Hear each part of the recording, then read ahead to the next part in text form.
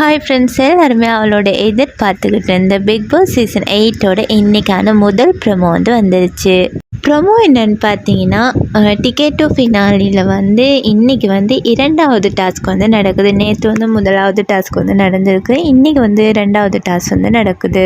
Task என்னென்னா, எல்லாரோடைய ஃபோட்டோஸும் இருக்குது. அதில் யார் இந்த விளையாட்டை தொடரக்கூடாதோ, டிக்கெட் டு ஃபினாலி வின் பண்ணக்கூடாதுன்னு யார் நினைக்கிறாங்களோ அவங்களோட ஃபோட்டோஸை கொண்டு எரிக்கிறது தான் இந்த டாஸ்க்காக இருக்குது.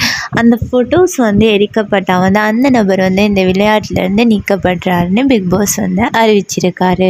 ப்ரோமோவை பார்த்தாலே தெரிஞ்சிருக்கும், எல்லாருமே ஒரு வெறித்தனமான ஒரு ஆட்டத்தை விளையாடுறாங்க.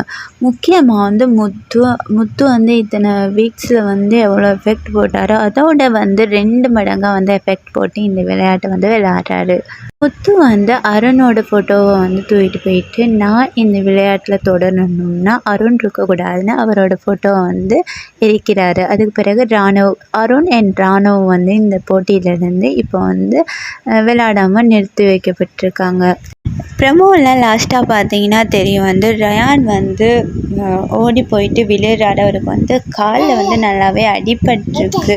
ரயானுக்கு டிக்கெட் டு ஃபினாலி இந்த டிக்கெட் கிடைச்சா ரொம்பவே நல்லாயிருக்கும்.